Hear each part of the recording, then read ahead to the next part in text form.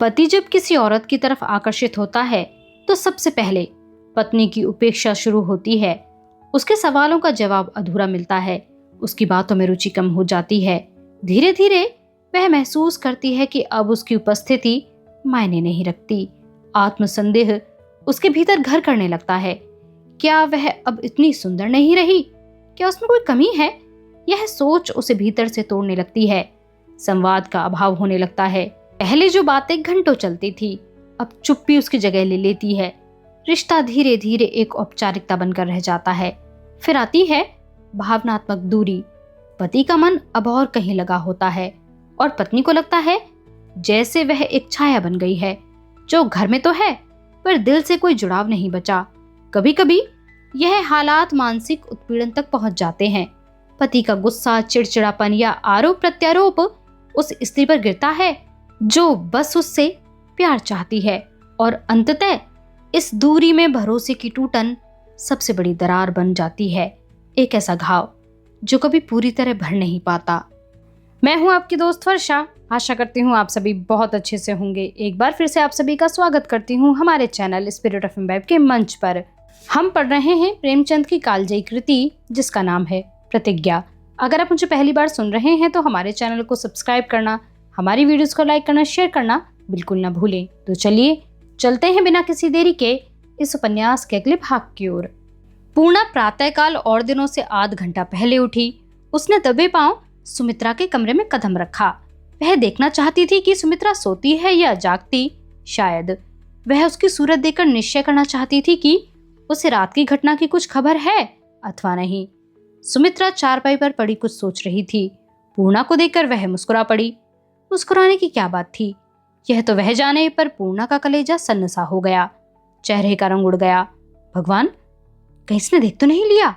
सुमित्रा ने उठकर उलझे केशों को संभालते हुए कहा, आज इतने सवेरे कैसे जाग गई बहन?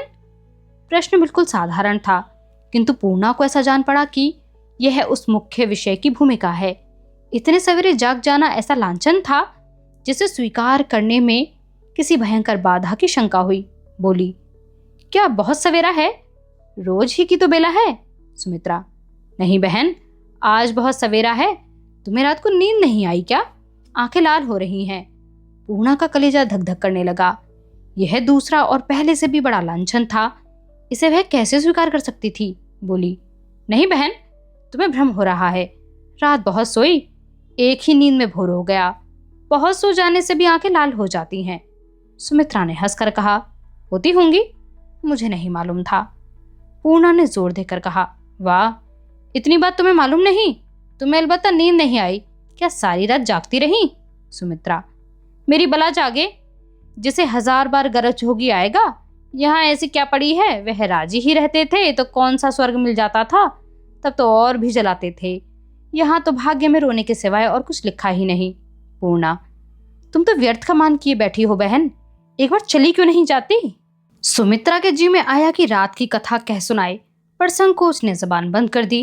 बोली, यह तो ना होगा बहन, चाहे सारा जीवन इसी तरह कट जाए। मेरा कोई अपराध हो तो मैं जाकर मनाऊं, अन्याय वह करें, मनाने भी मैं जाऊं? यह नहीं हो सकता। यह कहते कहते उसे रात का अपमान याद आ गया। वह घंटों द्वार पर खड़ी थी। वह जागते थे, अवश्य जागते थे, फिर भी किवाड़ न खोलते थे। त्योरियां चढ़ाकर बोली, फिर क्यों मनाने जाऊं? मैं किसी का कुछ नहीं जानती, चाहे एक खर्च करे चाहे 100। मेरे बाप ने दिए और अब भी देते जाते हैं। इनके घर में पड़ी हूं। इतना गुनाह अलबत्ता किया है। आखिर पुरुष अपनी स्त्री पर इतना आरोप क्यों जमाता है? बहन, तुम्हारी कुछ समझ में आता है? पूर्णा ने रहस्यमय भाव से मुस्कुराकर कहा, क्या यह आज की नई बात है? पुरुष ने सदैव स्त्री की रक्षा की है, फिर रोब क्यों न जमाए? सुमित्रा, रक्षा की है तो अपने स्वार्थ से, कुछ इसलिए नहीं कि स्त्रियों के प्रति उनके भाव बड़े उदार हैं। अपनी जायदाद के लिए संतान की जरूरत न होती तो कोई स्त्री की बात भी न पूछता। जो स्त्रियां बांझ रह जाती हैं, उनकी कितनी दुर्दशा होती है रोज ही देखती हो। हाँ, लंपटों की बात छोड़ो जो वैश्यों पर प्राण देते हैं। पूर्णा, मैं तो ऐसी कई औरतों को जानती हूँ जो पुरुषों पर ही रोब जमाती हैं। यह क्यों? सुमित्रा, वह निकम्मे पुरुष होंगे। पूर्णा, नहीं बहन, वह निकम्मे नहीं। 100 कमाऊं और मैं कमाऊं, 1 नहीं 10-5 तो अपने मोहल्ले में ही गिनवा दूं और बाहर कहाँ जाऊं? मेरे ही मामा थे जो मामी जी की आज्ञा के बिना द्वार से टलते न थे। यहाँ तक कि एक बार कचहरी का समन आया तो अंदर जाकर पूछने लगे, अरे सुनती हो कचहरी का समन आया है, जाएं कि न जाएं? सुमित्रा, अगर तुम्हारी मामी मना कर देती तो न जाते। पूर्णा, मैं तो समझती हूँ न जाते, चपरासी जबरदस्ती पकड़ ले जाता। सुमित्रा, तो तुम्हारी मामी धनी घर की बेटी होंगी? पूर्णा, कैसा धनी घर? मोल लाई गई थी, मामा जी की पहली स्त्री मर गई तो ये उन्हें मोल लाए थे। सुमित्रा, क्या कहती हो बहन, कहीं औरतें बिकती हैं? पूर्णा, औरतें और मर्द दोनों बिकते हैं। लड़की का बाप कुछ लेकर लड़की ब्याहे और लड़के का बाप कुछ लेकर लड़का ब्याहे। यह बेचना नहीं तो और क्या है, मगर लड़के वालों के लिए लेना कोई नई बात नहीं है। लड़की का बाप यदि कुछ लेकर लड़की दे तो निंदा की बात ही है, इसकी प्रथा नहीं है। सुमित्रा, मजा तो तभी आए जब लड़की वाले भी लड़कियों का दहेज लेने लगे। बिना भरपूर दहेज लिए विवाह ही न करे, तब पुरुषों के होश ठिकाने हो जाएंगे। मेरा तो अगर बाबूजी विवाह न करते तो मुझे कभी इसका ख्याल ही ना आता। मेरी समझ में यही बात नहीं आती कि लड़की वालों को ही लड़की ब्याहने की इतनी गरज क्यों होती है।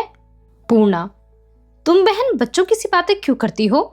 लड़कियों के विवाह में 1-2 साल का विलंब हो जाता है तो चारों ओर हंसी होने लगती है। लड़कों का विवाह कभी ना हो तो भी कोई नहीं हंसता। लोक रीति भी कोई चीज है। सुमित्रा, अंग्रेजों में बहुत सी औरतें कुंवारी रह जाती हैं तो क्या होता है, क्या वे भ्रष्ट होती हैं? पूर्णा, किसी के दिल का हाल क्या कोई जानता है बहन? औरत अबला होती है, एक रक्षक के बिना उसका जीवन सुख शांति से नहीं कट सकता। सुमित्रा, तो फिर यह मिसें कुंवारी कैसे रह जाती हैं? पूर्णा, इसलिए कि वह जीवन को विलासपूर्वक काटना चाहती हैं, या संतान के लालन पालन का कष्ट नहीं उठाना चाहती, या किसी से दबकर ना रहना चाहती होंगी। सुमित्रा, अच्छा, तुम्हारे मामा जी स्त्री से क्यों दबते थे? बड़े दुबले पतले मरियल से आदमी थे और तुम्हारी मामी जी भारी भरकम स्त्री थीं। पूर्णा, अरे नहीं बहन, मामी जी तो ऐसी दुबली पतली थी कि फूंक दो तो उड़ जाएं, और मामा जी तो पूरे भीम थे। पक्का 1.25 सेर तो उनकी खुराक थी, मगर मामी की आंखों के इशारे पर चलते थे। क्या मजाल की अपनी मर्जी से एक कौड़ी भी खर्च करें, दिन भर के बाद भी जजमानी से लौटते तो खाना घर पर ही खाते थे। सुमित्रा, तो वह निर्बुद्धि होंगे? तो बस उसी तरह पुरुष भी उन्हीं स्त्रियों पर रौब जमा लेते हैं जो निर्बुद्धि होती हैं। चतुर स्त्री पर पुरुष रौब नहीं जमा सकते, न चतुर पुरुष पर स्त्री ही रौब जमा सकती है। दो जिसमें तीव्र बुद्धि होगी उसकी चलेगी। सुमित्रा, मैं तो मूर्खों को भी स्त्रियों को डांटते डपटते देखती हूँ। पूर्णा, यह तो संसार की प्रथा ही है बहन। मर्द स्त्री से बल में, बुद्धि में, पौरुष में अक्सर बढ़कर होता है, इसीलिए उसकी हुकूमत चलती है। जहां पुरुष के बदले स्त्री में यह गुण है वहां स्त्रियों ही की चलती है। मर्द कमाकर खिलाता है, क्यों रौब जमाने से भी जाए। सुमित्रा, बस बस, तुमने लाख रुपए की बात कह दी, यही मैं भी समझती हूँ। बेचारी औरत कमा नहीं सकती, इसीलिए उसकी यह दुर्गति है। लेकिन मैं कहती हूँ, अगर मर्द अपने परिवार भर को खिला सकता है तो स्त्री अपनी कमाई से अपना पेट भी नहीं भर सकती। पूर्णा, लेकिन प्रश्न तो रक्षा का है, उनकी रक्षा कौन करेगा? सुमित्रा, कैसी रक्षा? क्या उन्हें कोई खा जाएगा, लूट लेगा? पूर्णा, लंपटों के मारे उनका रहना कठिन हो जाएगा। सुमित्रा, जब ऐसी कई स्त्रियां मिलकर रहेंगी तो कोई उनका कुछ नहीं बिगाड़ सकता। हर एक स्त्री अपने पास तेज छुरा रखे, अगर कोई पुरुष उन्हें छेड़े तो जान पर खेल जाए, छुरी भोंक दे। ऐसी 10-20 घटनाएं हो जाएंगी तो मर्दों की नानी मर जाएगी, फिर कोई स्त्री की ओर आंख भी न उठा सकेगा। पूर्णा ने गंभीर भाव से कहा, समय आएगा तो वो भी हो जाएगा बहन, अभी तो स्त्री की रक्षा मर्द ही करता है। सुमित्रा, हम ही ने मर्दों की खुशामद करके उन्हें सिर चढ़ा दिया है। पूर्णा, ये सारी बातें तभी तक हैं जब तक पतिदेव रूठे हुए हैं, अभी आकर गले लगा ले तो तुम पैर चूमने लगोगी। सुमित्रा, कौन, मैं? मैंने हमेशा फटकार बतलाई है, तभी तो मुझसे लाला की कोर दबती है। वह एक एक कौड़ी दांतों से पकड़ते हैं और मुझसे जो रुपए खर्च करते बनता है करती हूँ, उनसे मांगती नहीं। इस पर और भी जलते हैं। आज ही गंगा स्नान करने जाऊंगी। यह मानी हुई बात है कि घर की बग्घी न मिलेगी, वह मेरे लिए खाली नहीं रहती। किराए की बग्घी पर जाऊंगी, 4 रुपए से कम न खर्च होंगे। देखना कैसे जामे से बाहर होते हैं। इतने में कहार ने आकर कहा, बहू जी, बाबूजी ने रेशमी अचकन मांगी है। सुमित्रा ने तिनक कर कहा, जाकर कह दे जहां रखी हो ढूंढ ले जाएं। यहाँ कोई उनकी लौंडी नहीं है, बाहर बैठे बैठे नवाबों की तरह हुक्म जमाने चले हैं। कहार ने हाथ जोड़कर कहा, सरकार निकाल के दे दी, ना ही हमार कुंदी होए लगी, चमड़ी उधेड़ ले हैं। सुमित्रा, तेरी तकदीर में लात खाना लिखा है, जाकर तू लात खा। तू तो मर्द है, क्या तुझे भी कहीं और काम नहीं मिलता। कहार चला गया तो पूर्णा ने कहा, बहन क्यों रार बढ़ाती हो, लाओ मुझे कुंजी दे दो, मैं निकाल कर दे दूं। उनका क्रोध जानती हो। सुमित्रा, यहाँ किसी की धौंस सुनने वाली नहीं हूं, 100 दफे गरज हो आकर अपनी अचकन ले जाएं, मुझे कोई तनख्वाह नहीं देते। कहार ने लौटकर कहा, सरकार कहते हैं कि अचकन लोहे वाले संदूक में धरी है। सुमित्रा, तूने कहा नहीं कि जाकर निकाल लाओ, क्या इतना कहते जीभ गिरी जाती थी। कहार, ईता हम नहीं कहा सरकार, आप दोनों प्राणी क्षण भर में एक के हुई हैं, बीच में हमारा कुटुम्बस हो जाए। सुमित्रा, अच्छा तो यहां से भाग जा, नहीं पहले मैं ही पीटूंगी। कहार मुंह लगा था, बोला, सरकार का जितना मारे का होए मार लें, मुदा बाबूजी से न पिटावें, और घूसा मारत हैं, सरकार की कोस भर ले धमाका सुनात है।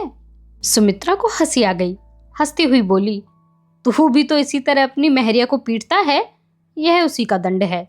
कहार, अरे सरकार, जो ई होत ता का पूछे रहा, महरिया असगुनन की पूरी मिली है कि बात पीछू करत है, झाड़ू पहले चलावत है। जो सरकार सुन भर पावे कि कौन दूसरी महरिया से हंसत रहा, तो खड़े लील जाए, सरकार खड़े लील जाए, थर थर कांपित है, बहूजी से तौर इतना नहीं डरायत है। सुमित्रा, तो तू जन्म का लतखोर है, भाग जा कह दे अपनी अचकन ले जाएं, क्या पैर में मेहंदी लगी है, यह जरूर कहना। कहार, जाए थे सरकार, आज भले का मुंह नहीं देखा जान परत है। कहार चला गया तो पूर्णा ने कहा, सखी तुम छेड़ लड़ती हो, मैं तो यहां से भागी जाती हूं। सुमित्रा ने उसका आंचल पकड़ लिया, भागती कहां हो, जरा तमाशा देखो, क्या शेर हैं जो खा जाएंगे। पूर्णा, क्रोध में आदमी अंधा हो जाता है बहन, कहीं कोई कुवचन कह बैठे तो। सुमित्रा, कुवचन कह बैठेंगे तो कुवचन सुनेंगे। पूर्णा, और जो हाथ चला दिया। सुमित्रा, हाथ क्या चला देंगे, कोई हंसी है, फिर सूरत ना देखूंगी। कमला प्रसाद के खड़ाओं की आहट सुनाई दी, पूर्णा का कलेजा धक धक करने लगा, और सुमित्रा भी एक क्षण के लिए सिटपिटा सी गई, पर शीघ्र ही वह संभल बैठी और इस भांति सतर्क हो गई जैसे कोई फिकैतवादी की चोट रोकता है। कमला प्रसाद ने कमरे में कदम रखते ही कठोर सुर में कहा, बैठी गप्पे लड़ा रही हो, जरा सी अचकन मांग भेजी तो उठते न बना, बाप से कहा होता किसी करोड़पति सेठ के घर ब्याहते, यहाँ का हाल तो जानते थे। सुमित्रा ने तड़प कर कहा, बाप दादे का नाम न लेना, कह देती हूँ, वह चारपाई पर कुंजी पड़ी है और सामने वह संदूक है, अचकन लो और बाहर जाओ, यहाँ कोई तुम्हारी लौंडी नहीं है, जब अपनी कमाई खिलाना तब डांट लेना। बाप यह नहीं जानते थे कि वह ठाट बाट बाहर ही बाहर है। कमला प्रसाद, तुम तो बड़ी समझदार थी, तुम ही ने पता लगा लिया होता। सुमित्रा, झगड़ा करना चाहते हो या अचकन लेकर बाहर जाना चाहते हो। कमला प्रसाद, नहीं, झगड़ा करना चाहता हूँ। सुमित्रा, अच्छी बात है, वैसा ही सुनोगे। कमला प्रसाद, मेरी अचकन निकालती हो या नहीं। सुमित्रा, अगर भलमनसी से कहते हो तो हाँ, रौब से कहते हो तो नहीं। कमला प्रसाद, मैं तो रौब से ही कहता हूँ। सुमित्रा, तो निकाल लो। कमला प्रसाद, तुम्हें निकालना पड़ेगा। सुमित्रा, मैं नहीं निकालती। कमला प्रसाद, अनर्थ हो जाएगा सुमित्रा, अनर्थ हो जाएगा, कह देता हूँ। सुमित्रा, जो कुछ जी में आए कर लेना, बाल बराबर परवाह नहीं है। कमला प्रसाद, तुम अपने घर चली जाओ। सुमित्रा, मेरा घर यही है, यहां से और कहीं नहीं जा सकती। कमला प्रसाद, लखपति बाप का घर तो है। सुमित्रा, बाप का घर जब था तब था, अब यही घर है, मैं अदालत से लड़कर 500 रुपये महीना ले लूंगी लाला, इस फेर में न रहना, पैर की जूती नहीं हूं कि नई थी तो पहना, पुरानी हो गई तो निकाल फेंका। ऐसा तुर्की बतुर्की जवाब आज तक कमला प्रसाद ने कभी न पाया था। उसके तरकश में पहने से पहने जो तीर थे वे सब आज उसने छोड़ दिए, घर से निकल जाने की धमकी दी, पर सुमित्रा पर कुछ भी असर न हुआ। अब वह क्या करे? पुरुष पर स्त्री का कितना नाममात्र का अधिकार है, यह आज उसे मालूम हुआ। वह सुमित्रा को मार नहीं सकता, घर से निकाल नहीं सकता, अधिक से अधिक यही कर सकता है कि उसकी सूरत ना देखे, और इसकी सुमित्रा को कोई चिंता नहीं जान पड़ती थी। अब विवश होकर उसे दुहाई देने लगा। निर्बलों का यही तो अस्त्र है। पूर्णा से बोला, देखती हो पूर्णा, इनकी बातें मैं जितना ही तरह देता हूं उतनी ही यह शेर हुई जाती हैं। पूर्णा, आप समझदार होकर जब कुछ नहीं समझते तो उन्हें क्या कहूं? सुमित्रा ने ऐठ कर कहा, बहन, मुंह देखे कि सनद नहीं, काहे कि यह बड़े समझदार बन गए और मैं बेसमझ बन गई। इसी मूछ से जो आदमी मुझ जैसी भोली भाली स्त्री को आज तक अपनी मुट्ठी में न कर सका, वह समझदार नहीं, मूर्ख भी नहीं, बैल है। आखिर मैं क्यों इनकी धौंस सहूं? जो 10 बातें प्यार की करे उसकी एक धौंस भी सह ली जाती है। जिसकी तलवार सदा म्यान से बाहर रहती हो उसकी कोई कहां तक सहे? कमला प्रसाद, कहे देता हूं सुमित्रा, रो रो कर दिन काटोगी। सुमित्रा, मेरी बला रोए। हाँ, तुम रोओगे। कमला प्रसाद, मैं अपनी 100 शादियां कर सकता हूं। सुमित्रा तिलमिला उठी। इस चोट का वह इतना ही कठोर उत्तर न दे सकती थी। वह यह न कह सकती थी कि मैं भी 1000 शादियां कर सकती हूँ। तिरस्कार से भरे हुए स्वर में बोली, जो पुरुष एक को न रख सका वह 100 को क्या रखेगा? हाँ, चकला बसाए तो दूसरी बात है। कमला प्रसाद परास्त हो गए। जिसकी नाक पर मक्खी न बैठने पाती थी उसे एक अबला ने परास्त कर दिया। कोई शब्द उसके मुंह से न निकला। रक्तमय आंखों से एक बार सुमित्रा की ओर देखकर उल्टे पांव चला गया। 2-3 मिनट तक दोनों महिलाएं मौन रहीं। दोनों ही अपने अपने ढंग से इस संग्राम की विवेचना कर रही थी। सुमित्रा विजय गर्व से फूली हुई थी। उसकी आत्मा उसका लेश मात्र भी तिरस्कार नहीं कर रही थी। उसने वही किया जो उसे करना चाहिए था, किंतु पूर्णा के विचार से सारा दोष सुमित्रा के ही सिर था। जरा उठकर अचकर निकाल देती तो इस ठाए ठाए की नौबत ही क्यों आती? औरत को मर्द के मुंह लगना शोभा नहीं देता। न जाने इनके मुंह से ऐसे कठोर शब्द कैसे निकले। पत्थर का कलेजा है। बेचारे कमला प्रसाद बाबू तो जैसे ठगे रह गए। ऐसी औरत की अगर मर्द जात न पूछे तो गिला कैसा। सहसा सुमित्रा बोली, बहुत ताव दिखा कर गए हैं, मेरा क्या कर लेंगे? अब सीधे हो जाएंगे, देख लेना। ऐसे मर्दों की यही दवा है। तुम्हारा मैंने बड़ा लिहाज किया, नहीं तो ऐसा ऐसा सुनाती कि कान के कीड़े मर जाते। पूर्णा, सुनाने में तो तुमने कोई बात उठा नहीं रखी बहन। दूसरा कोई मर्द होता तो जाने क्या करता। सुमित्रा, जो करेगा वह सुनेगा ही, 1000 बार सुनेगा। दबे वह जो किसी का दिया खाती हो। मैं तो अपने बाप से कभी नहीं दबी। इनको मैं क्या जानती हूँ? 100 शादियां करने की बात करते हुए इन्हें लज्जा ना आए? वह भी कोई आदमी है। पूर्णा, बहन, और दिनों की तो मैं नहीं चलाती, पर आज तुम्हारी ही हठ धर्मी थी। सुमित्रा, अच्छा, जले पर नमक न छिड़को सखी, जिसके ऊपर पड़ती है वही जानता है। पूर्णा, मैंने तो ऐसी कोई बात नहीं कही बहन, मुझ पर नाहक बिगड़ती हो। सुमित्रा, सारा दोष सिर मढ़ रही हो और क्या लाठियों से मारोगी? औरत निर्बल होती है, उसे उपदेश देने वाले बहुत होते हैं। मर्दों को कोई नहीं समझाता। इतनी देर बैठी सुनती रही, एक बार भी तुम्हारे मुंह से न निकला कि बाबूजी यह कैसी बातें कर रहे हो। तुम खुश हो रही होगी कि अच्छा हो रहा है, इसकी दुर्गति हो रही है। पूर्णा को यह अंतिम वाक्य वाण के समान लगा। वह हक्की बक्की होकर सुमित्रा का मुंह ताकने लगी। यद्यपि वह सदैव सुमित्रा की ठकुर सुहाती किया करती थी, फिर भी वह यह जानती थी कि जिस दिन कमला प्रसाद साड़ियां लाए थे उसी दिन से सुमित्रा उसे संदेह की दृष्टि से देखने लगी है। किंतु उस अवसर पर पूर्णा ने कमला प्रसाद का उपहार वापस करके अपनी समझ में संदेह को मिटा देने का सफल प्रयत्न किया था। फिर आज सुमित्रा अकारण ही उस पर क्यों निर्दय प्रहार कर रही है। फिर उसे भ्रम हुआ कि कहीं सुमित्रा ने रात की बात जान तो नहीं ली। वह भीत और आहत होकर दबी जबान से बोली, बहन, तुम्हारे मन में जो बात हो वह साफ साफ कह दो। मुझे अनाथ को जलाकर क्या पाओगी? अगर मेरा यहाँ रहना तुम्हें बुरा लगता है तो मैं आज ही मुंह में कालिख लगाकर यहाँ से चली जाऊंगी। संसार में लाखों विधवाएं पड़ी हैं, क्या सभी के रक्षक बैठे हैं? किसी भांति उनके दिन भी कटते ही हैं, मेरे भी उसी भांति कट जाएंगे। और फिर कहीं आश्रय नहीं तो गंगा तो कहीं नहीं गई है। सुमित्रा ने फिर भी पूर्णा के आहत हृदय को संवेदना देने की चेष्टा भी नहीं की और भी नाक सिकोड़कर बोली, मुझे तुम्हारा रहना क्यों बुरा लगेगा बहन? क्या मेरी छाती पर बैठी हो? न मेरा घर, न मेरा द्वार, न मैं लेने में, न मैं देने में। मैं क्यों बुरा मानने लगी? मैं ही क्यों ना डूब मरूं कि सारा घर शांत हो जाए? विष की गांठ तो मैं ही हूं। सारे घर का तो मेरे मारे नाक में दम है।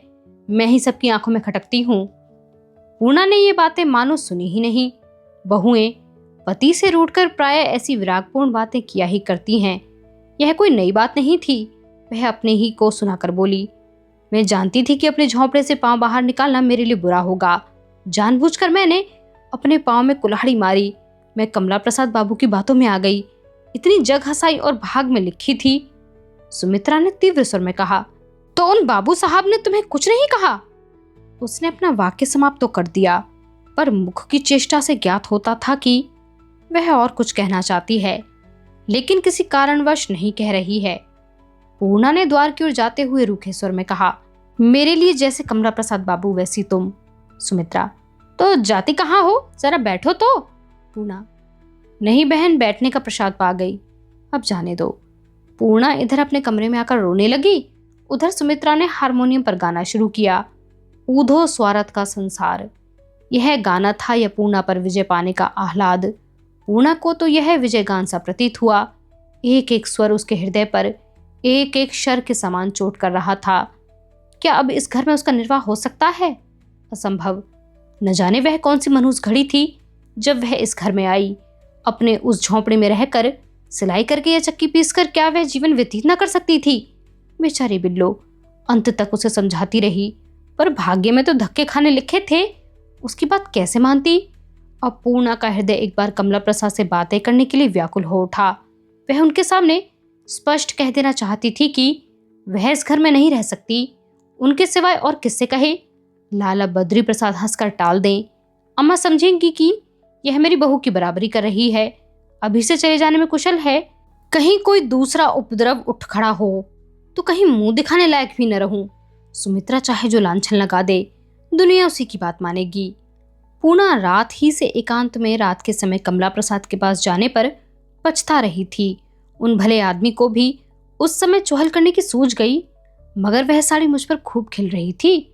मुझे वहां जाना ही नहीं चाहिए था, पर एक बार और उनसे मिलना होगा। मैं द्वार पर खड़ी रहूंगी, मुझे कमरे में जाने की जरूरत ही क्या है? खड़े खड़े कह दूंगी, बाबूजी अब मुझे आप जाने दीजिए। और कहीं जगह नहीं है तो बाबू अमृत राय का विधवा आश्रम तो है, 10-5 विधवाएं वहां रहती भी तो हैं। मैं भी वहीं चली जाऊं तो क्या हर्ज है? वह समझाएंगे तो बहुत, सुमित्रा को डांटने पर भी तैयार हो जाएंगे, पर इस डांट डपट से और भी झमेला बढ़ेगा। तरह तरह के संदेह लोगों के मन में पैदा होंगे। अभी कम से कम लोगों को मुझ पर दया तो आती है, फिर तो कोई बात भी न पूछेगा। विधवा को उल्टा बनते कितनी देर लगती है। दिन भर पूर्णा मन मारे बैठी रही, किसी काम में जी न लगता था। इच्छा न रहते हुए भी भोजन करने गई। भय हुआ कि कहीं सुमित्रा आकर जलीकटी न सुनाने लगे। जैसे तैसे किसी तरह दिन कटा। रात आई। सुमित्रा ने शरे शाम से ही किवाड़ बंद कर लिए। भोजन करने के बाद अच्छी तरह सोता पड़ गया तो पूर्णा ने दबे पांव कमला प्रसाद के द्वार पर जाकर धीरे से पुकारा। कमला प्रसाद अभी अभी सिनेमा से लौटा था। लपक कर किवाड़ खोल दिया और बोला, आओ आओ पूर्णा, तुम्हें देखने के लिए जी व्याकुल हो रहा था। पूर्णा ने द्वार पर खड़े खड़े कहा, मेरे वहां आने का कोई काम नहीं है, मैं केवल आपसे विदा मांगने आई हूं। इस घर में अब मेरा निर्वाह नहीं हो सकता। आखिर मैं भी तो आदमी हूं। कहां तक सबका मुंह ताकूं और किस किस की खुशामद करूं? कमला प्रसाद ने द्वार पर आकर कहा, अंदर तो आओ। तुम तो इस तरह खड़ी हो मानो चपत मार कर भाग जाओगी। जरा शांत होकर बैठो तो सुनूं क्या बात है। इस घर में कौन है जो तुम्हें आधी बात भी कहने का साहस कर सकता है? अपना और उसका खून कर दूं, मगर अंदर तो आओ। पूर्णा, मेरे अंदर आने की जरूरत नहीं है, यूं ही ताने मिल रहे हैं, फिर तो न जाने क्या कलंक लग जाएगा। कमला प्रसाद ने त्योरियां चढ़ाकर कहा, किसने ताना दिया है? सुमित्रा ने। पूर्णा, किसी ने दिया हो, आपका पूछना और मेरा कहना दोनों व्यर्थ हैं। ताने वाली बात होगी तो सभी ताने देंगे, आप किसी का मुंह नहीं बंद कर सकते। केले के लिए तो ठीकरा भी पैनी छुरी बन जाता है। सबसे अच्छा यही है कि मैं यहाँ से चली जाऊं। आप लोगों ने मेरा इतने दिन पालन किया, इसके लिए मेरा एक एक रोआ आप लोगों का जस गाएगा। कहाँ जाना चाहती हो? कहीं ना कहीं ठिकाना मिल ही जाएगा, और कुछ ना होगा तो गंगा जी तो हैं ही। तो पहले तुम मुझे थोड़ा सा सखियां देती जाओ। पूर्णा ने तिरस्कार के भाव से देखकर कहा। कैसी बात मुंह से निकालते हो बाबूजी? मेरे प्राण भी आप लोगों के काम आए तो मुझे उसको देने में आनंद मिलेगा, लेकिन बात बढ़ती जाती है और आगे चलकर न जाने कितनी बढ़े, इसीलिए मेरा यहाँ से चले जाना ही अच्छा है। कमला प्रसाद ने पूर्णा का हाथ पकड़कर बलात् अंदर खींच लिया और द्वार बंद करता हुआ बोला, हाँ अब कहो, क्या कहती हो? सुमित्रा ने तुम्हें कुछ कहा है क्या? पूर्णा द्वार से चिपकी हुई बोली, पहले द्वार खोल दो तो मैं बताऊं। क्यों व्यर्थ मेरा जीवन नष्ट कर रहे हो? खोल दूंगा, ऐसी क्या जल्दी है? पानी में तो भीग नहीं रही हो, या मैं कोई हवा हूं? अगर सुमित्रा ने तुम्हें कुछ कहा है तो मैं ईश्वर की कसम खाकर कहता हूं, कल ही उसे घर से निकाल बाहर करूंगा और फिर कभी मुंह न देखूंगा। देखो पूर्णा, अगर तुमने द्वार खोला तो पछताओगी, छाती में छुरी मार लूंगा।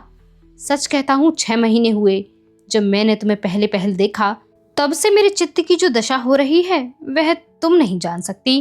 इतने दिनों किसी तरह सब्र किया, पर अब सब्र नहीं होता। खैर, जब तब दर्शन हो जाते हैं जिससे हृदय को कुछ ठाठस होता है। अब तुम यहाँ से जाने की बात कहती हो? तुम्हारा यहाँ से जाना मेरे शरीर से प्राणों का जाना है। मैं तुम्हें रोक नहीं सकता, तुम्हें रोकने का मुझे कोई अधिकार नहीं है। संसार विवाह के स्वांग को तो 16 आनो अधिकार देता है, पर प्रेम को, जो ईश्वर का स्वरूप है, रत्ती भर भी अधिकार नहीं देता। जाओ, मगर कल ही सुनोगी कि कमला प्रसाद इस संसार से कूच कर गया। पूर्णा का निष्कपट हृदय इस प्रेम दर्शन से घोर असमंजस में पड़ गया। उसका एक हाथ किवाड़ की चटकनी पर था, वह आप ही आप चटकनी के पास से हट गया। वह स्वयं एक कदम आगे बढ़ आई। उसकी दशा उस मनुष्य की सी हो गई जिसने अनजाने में किसी बालक का पैर कुचल दिया हो और जो उसे वेदना से छटपटाते देख जल्दी से दौड़कर उसे गोद में उठा ले। कमला प्रसाद जिस दिन साड़ी लाए थे उसी दिन से पूर्णा को कुछ शंका हो गई थी, पर उसने पुरुषों का विनोद समझ लिया था। अतएव इस समय यह प्रेमालाप सुनकर भयभीत हो गई। घबराई हुई आवाज से बोली, ऐसी बातें न करो बाबूजी, मेरा लोक और परलोक मत बिगाड़ो। फिर भी मैं सचमुच मरने थोड़ी ही जा रही हूँ, कहीं ना कहीं तो रहूंगी ही, कभी कभी आती रहूंगी, मगर इस समय मुझे जाने दो। मेरी बदनामी से क्या तुम्हें दुख न होगा?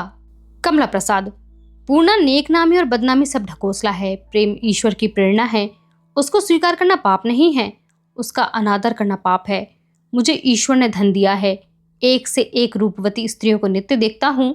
धन के बल से जिसे चाहूं अपनी वासना का शिकार बना सकता हूँ, पर आज तक कसम ले लो, जो किसी की ओर आंख उठाकर भी देखा हो। मेरे मित्र लोग मुझे बूढ़े बाबा कहा करते हैं। सुमित्रा को आए 3 साल हो गए, पर उसे मैंने कभी प्रेम की दृष्टि से नहीं देखा, मगर तुम्हें देखते ही मुझे ऐसा मालूम हुआ मानो मेरी आंखों के सामने से पर्दा हट गया। ऐसा जान पड़ा मानो तुम मेरे हृदय मंदिर में बहुत दिनों से बैठी हो, मगर मैं अज्ञान के कारण इस वेदना का रहस्य न समझ सकता था। बस जैसे कोई भूली हुई बात याद आ गई हो। कितना चाहता हूँ कि तुम्हें भूल जाऊं, मन को दूसरी ओर फिरना चाहता हूँ, पर कोई बस नहीं चलता। यही समझ लो कि मेरा जीवन तुम्हारी दया पर है। यह कहते कहते कमला प्रसाद का गला भर आया। उसने रुमाल निकाल कर आंखें पोंछी, मानो उसमें आंसू छलक रहे हैं। पूर्णा पाषाण प्रतिमा की भांति निस्पंद खड़ी थी।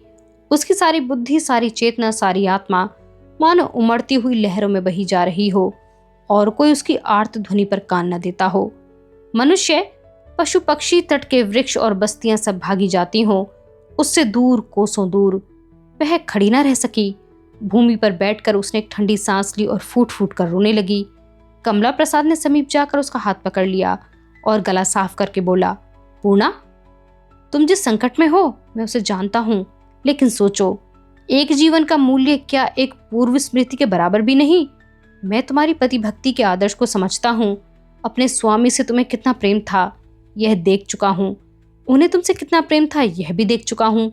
अक्सर पार्क में हरी भरी घास पर लेटे हुए वह घंटों तुम्हारा कीर्तिगान किया करते थे।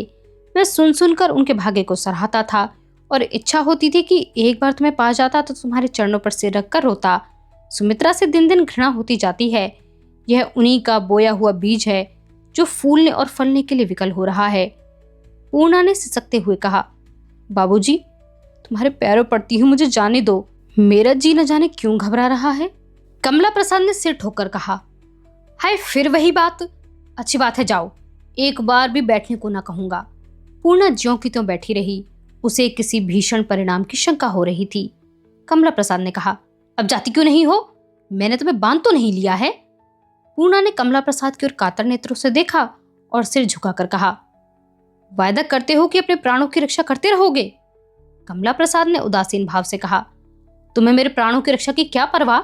जिस तरह तुम्हारे ऊपर मेरा कुछ जोर नहीं है, उसी तरह मेरे ऊपर भी तुम्हारा कोई जोर नहीं है। या तो तुम्हें भूल ही जाऊंगा या प्राणों का अंत ही करूंगा, मगर इसे तुम्हारा क्या बनता बिगड़ता है? जी में आए जरा सा शोक कर लेना, नहीं वह भी न करना। मैं तुमसे गिला करने ना आऊंगा। पूर्णा ने मुस्कुराने की चेष्टा करके कहा, तो इस तरह तो मैं न जाऊंगी। कमला प्रसाद, इसका यह आशय हुआ कि तुम मुझे न जीने दोगी न मरने। तुम्हारी इच्छा है सदैव तड़पता रहूं। यह दशा मुझसे न सही जाएगी। तुम जाकर आराम से लेटो और मेरी चिंता छोड़ दो। मगर नहीं, यह मेरी भूल है जो मैं समझता रहा हूं कि तुम्हें मेरे प्राणों की चिंता से मुझसे यह वायदा करा रही हो। यह केवल भिखारी को मीठे शब्दों में जवाब देने का एक ढंग है। हाँ, वायदा करता हूं कि अपने प्राणों की रक्षा करता रहूंगा, उसी तरह जैसे तुम मेरे प्राणों की रक्षा करती हो। यह वायदा मैं नहीं मानती। सच्चा वायदा करो। तो प्रिय, यह गांठ में बांध लो कि कमला प्रसाद विरह वेदना सहने के लिए जीवित नहीं रह सकता। पूर्णा ने करुण स्वर में कहा, बाबूजी, तुमने मुझे बड़े संकट में फंसा दिया। तुम मुझे माया जाल में फंसाकर मेरा सर्वनाश करने पर तुले हुए हो। मेरा कर्तव्य ज्ञान नष्ट हुआ जाता है। तुमने मुझ पर मोहिनी मंत्र सा डाल दिया है। कमला प्रसाद ने आवेश में आकर कहा, अच्छा, अब चुप रहो पूर्णा। ऐसी बातों से मुझे मानसिक कष्ट हो रहा है।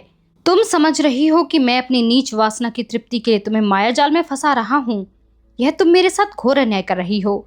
तुम्हें कैसे विश्वास दिलाऊं कि यह मायाजाल नहीं, शुद्ध आत्मसमर्पण है। यदि इसका प्रमाण चाहती हो तो यह लो। यह कहकर कमला प्रसाद ने खूंटी पर लटकी हुई तलवार उतार ली और उसे खींचकर बोला, लाश को सामने फड़कते देकर निश्चय कर लेना कि प्रेम था या कौशल। यदि पूर्णा एक क्षण ही धैर्य से बैठी रह सकती तो उसे अवश्य यह प्रमाण मिल जाता, पर रमणी का कातर हृदय सहम उठा। यह बात जानकर ही कमला प्रसाद ने यह अभिनय किया था। पूर्णा ने तलवार उसके हाथ से छीन ली और बोली, मैं तो तुमसे कोई प्रमाण नहीं मांग रही हूं। फिर तुमने मायाजाल कैसे कहा? भूल हुई, क्षमा करो। अभी तुम्हें कुछ संदेह हो तो मैं उसे मिटाने को तैयार हूं। इससे उत्तम मृत्यु मेरे लिए और क्या हो सकती है कि अपने प्रेम की सत्यता का प्रमाण देते हुए तुम्हारे सामने प्राणों का उत्सर्ग कर दूं। पूर्णा ने तलवार को म्यान में रखते हुए कहा, तुम इसी तलवार से मेरे जीवन का अंत कर सकते हो तो कितना अच्छा होता।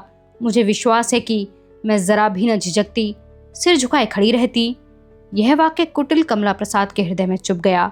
एक क्षण के लिए उसे अपनी नीचता पर ग्लानि आ गई।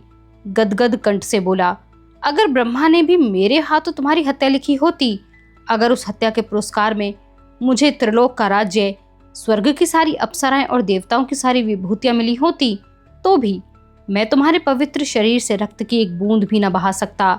यदि मेरी आत्मा कलुषित हो जाती तो भी मेरा हाथ तलवार न पकड़ सकता। तुमने इस समय बड़ी कड़ी बात कह डाली पूर्णा। जरा मेरी छाती पर हाथ रखकर देखो कैसी धड़क रही है। एक पान बनाकर खिला दो, इसी को याद करके दिल शांत करूंगा। पूर्णा ने पान के 2 बीड़े बनाकर कमला प्रसाद को देने के लिए हाथ बढ़ाया। कमला प्रसाद ने पान लेकर कहा, भोजन के बाद कुछ दक्षिणा मिलनी चाहिए। पूर्णा ने विनोद करके कहा, प्रेमा होती तो उनसे कुछ दक्षिणा दिला देती, जब आएंगी तब दिला दूंगी। कमला प्रसाद पान बढ़ाता हुआ बोला, मेरी दक्षिणा यही है कि यही बीड़े मेरे हाथ से खा लो। पूर्णा, ना, मैं ऐसी दक्षिणा नहीं लेती। तुम्हारी कौन चलाए बीड़ों पर भी कोई मंत्र फूंक दिया हो। पुरुष इस विद्या में भी निपुण होते हैं। मैं पक्का इरादा करके आई थी कि द्वार पर खड़ी खड़ी तुमसे यहाँ से जाने की बात करके चली जाऊंगी, पर तुमने कुछ ऐसा मंत्र मारा कि सब कुछ भूल गई। कमला प्रसाद ने बीड़े उसके मुंह के समीप ले जाकर कहा, मैं अपने हाथ से खिलाऊंगा, मेरे हाथ में दे दो। जी नहीं, गुरुजी ने मुझे यह पाठ नहीं पढ़ाया है। कोई शरारत तो न करोगे? पूर्णा ने मुंह खोल दिया और कमला प्रसाद ने उसे पान खिला दिया। पूर्णा की छाती धक धक कर रही थी। कमला प्रसाद कहीं कोई नटखटी न कर बैठे, मगर कमला प्रसाद इतना बेशऊर न था कि समीप आते हुए शिकार को दूर ही चौंका देता।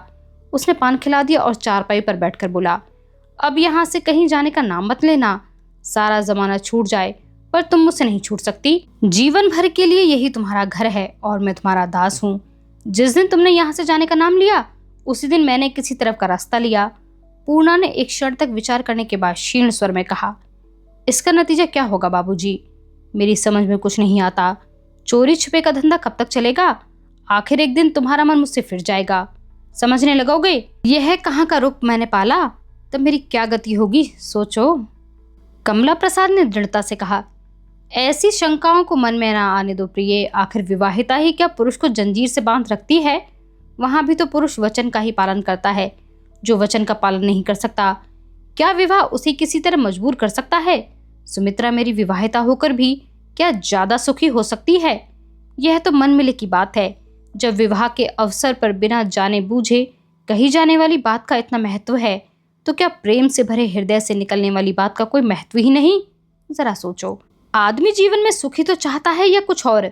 फिर जिस प्राणी के साथ उसका जीवन सुखमय हो रहा है, उसे वह कैसे छोड़ सकता है? उसके साथ कैसे निठुरता या कपट कर सकता है? पूर्णा ने कोमल आपत्ति के भाव से कहा। विवाह की बात और होती है बाबूजी, मैं ऐसी नादान नहीं हूं। कमला प्रसाद ने मुस्कुराकर कहा। नहीं, तुम भला नादान हो सकती हो राम राम, तुम वेद शास्त्र सभी घोटे बैठी हो। अच्छा बताओ, विवाह के क्या प्रकार होते हैं? विवाह के क्या प्रकार होते हैं? इसका मतलब क्या? बड़ी बुद्धिमती हो तो इसका मतलब समझो। क्या विवाह भी कई तरह के होते हैं? हमने तो एक ही तरह का विवाह सब जगह देखा है। कमला प्रसाद ने विवाह के साथ भेद बताए। किस समय में कौन प्रथा प्रचलित थी, उसके बाद कौन सी प्रथा चली और वर्तमान में किन किन प्रथाओं का रिवाज है। यह सारी कथा बहुत ही बेसिर पैर की बातों के साथ कौतूहल मग्न पूर्णा से कह सुनाई। स्मृतियों का धुरंधर ज्ञाता भी इतने संदेह रहित भाव से इस विषय की चर्चा न कर सकता था। पूर्णा ने पूछा, तो गंधर्व विवाह अभी तक होता है? हाँ, यूरोप में इसका बहुत रिवाज है, मुसलमानों में भी है, इस देश में भी था पहले, पर अब एक कानून के अनुसार फिर इसका रिवाज हो रहा है।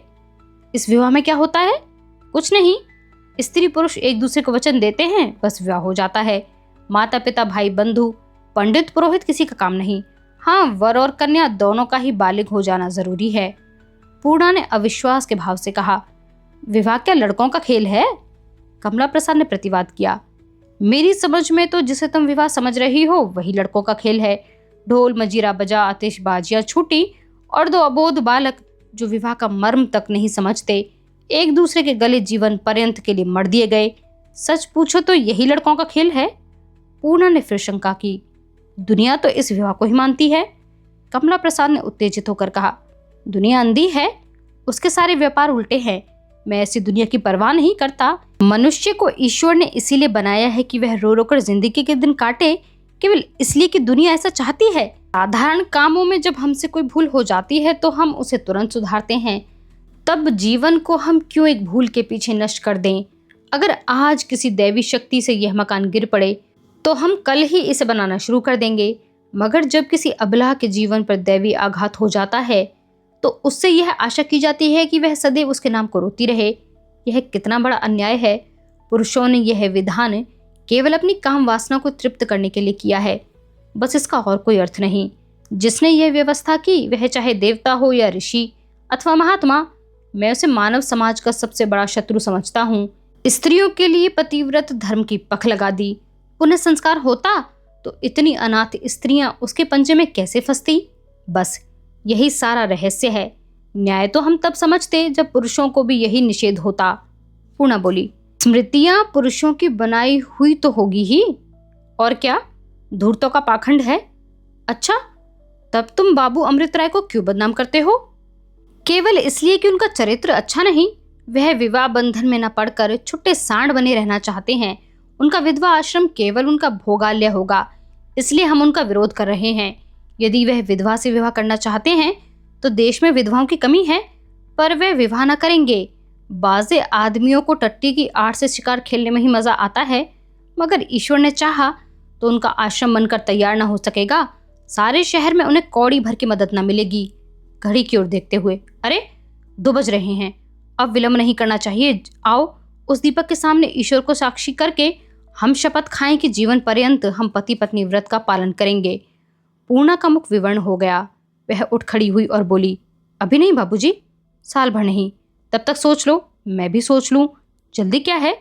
यह कहती हुई वह किवाड़ खोलकर तेजी से बाहर निकल गई और कमला प्रसाद खड़े ताकते रह गए। चिड़िया दाना चुगते चुगते समीप आ गई थी, पर ज्यों ही शिकारी ने हाथ चलाया वह फुर्र से उड़ गई। मगर क्या वह सदैव शिकारी के प्रलोभनों से बचती रहेगी? आज का यह भाग यहीं पर समाप्त होता है। आप हमें कमेंट बॉक्स में लिखकर यह जरूर बताएं कि आपको क्या लगता है कि क्या पूर्णा कमला प्रसाद के चंगुल में फंस जाएगी? हमारे साथ इस सफर में बने रहने के लिए आप सभी का बहुत शुक्रिया, और हमारे चैनल को सब्सक्राइब करना, हमारी वीडियोस को लाइक करना, शेयर करना बिल्कुल भी ना भूलें। आप सभी का धन्यवाद।